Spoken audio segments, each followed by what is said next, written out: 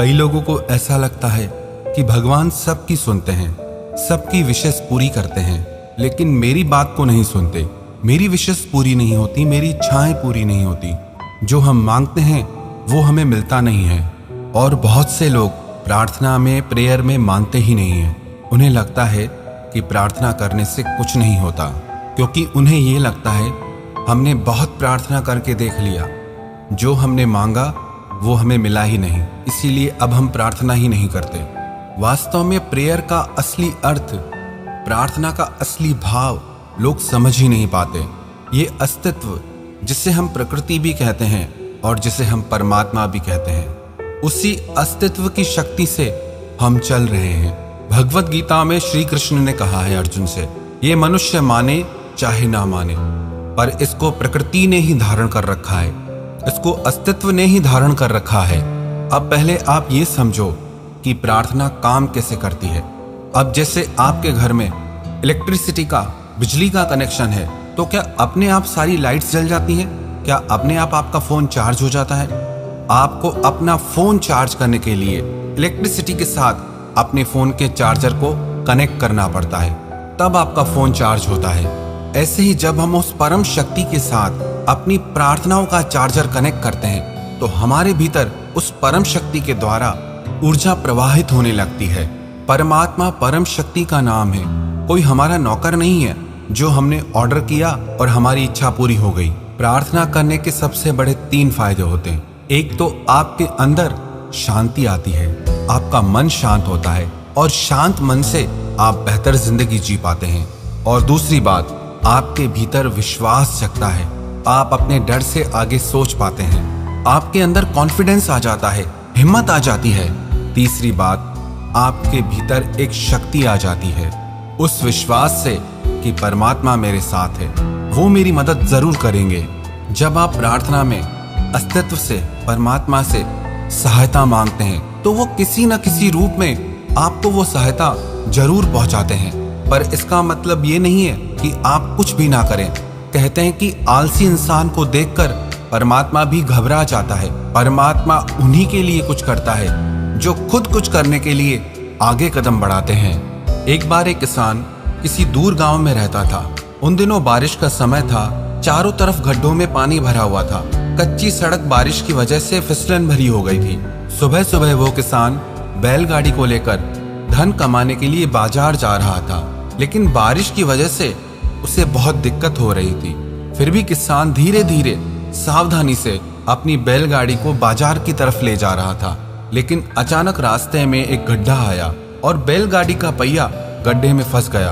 और ये देखकर किसान मन ही मन परमात्मा को शिकायत करने लगा कि एक तो मेरे पास वैसे ही पैसों की कमी है, ऊपर से बारिश हो रही है और ऊपर से मेरी बैलगाड़ी इस कीचड़ में धंस गई है। बहुत उल्टी सीधी बातें परमात्मा के लिए कहने लगा कि तू मुझे जानबूझकर दुख देता है और यहाँ कोई मेरी मदद करने वाला भी नहीं दिख रहा।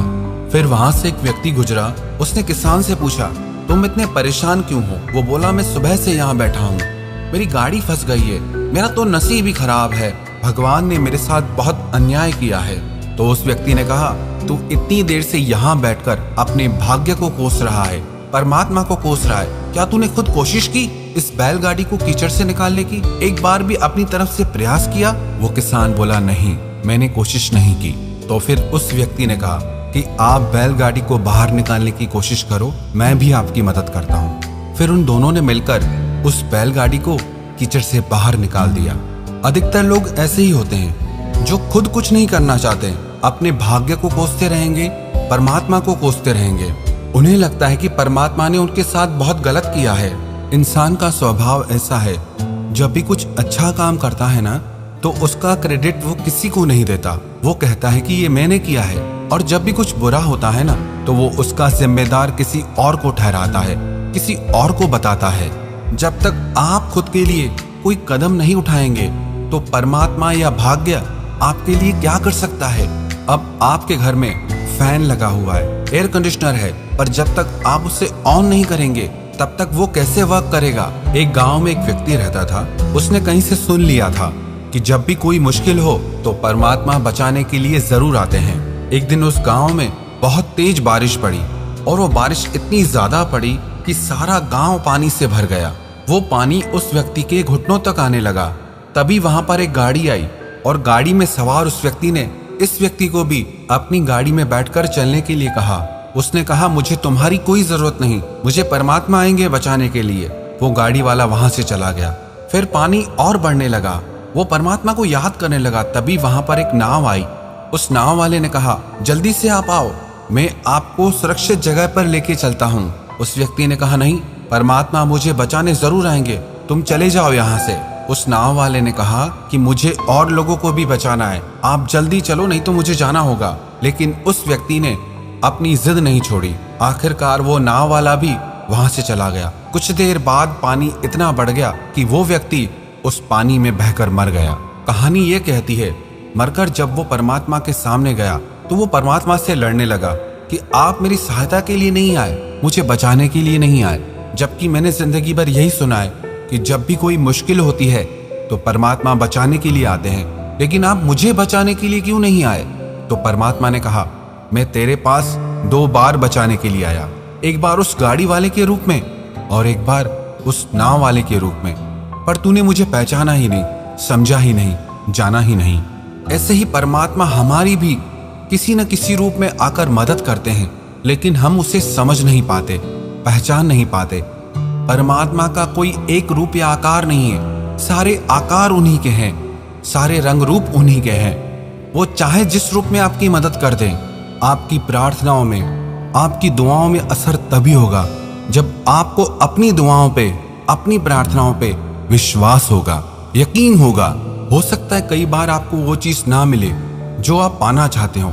जैसे एक बच्चा अपने माता पिता से जिद करता है कि उसे चाकू के साथ खेलना है और उसके माँ बाप उसे रोकते हैं, मना करते हैं। उसे ये समझ में नहीं आता कि मेरे माँ बाप मुझे खेलने से क्यों रोकते हैं, क्यों मेरे साथ दुश्मन की तरह बिहेव करते हैं। पर उसके माँ बाप को पता है कि ये चाकू इसे नुकसान पहुंचा सकता है। कई बार जो चीजें हम मांगते हैं हो सकता है वो हमारे लिए सही ना हो, इसीलिए वो हमें नहीं मिलती। इसीलिए आप अपनी प्रार्थनाओं से अपना विश्वास कभी मत खोना। आप यकीन मानना, आपकी प्रार्थनाओं का असर, आपकी दुआओं का असर एक ना एक दिन जरूर रंग लाएगा।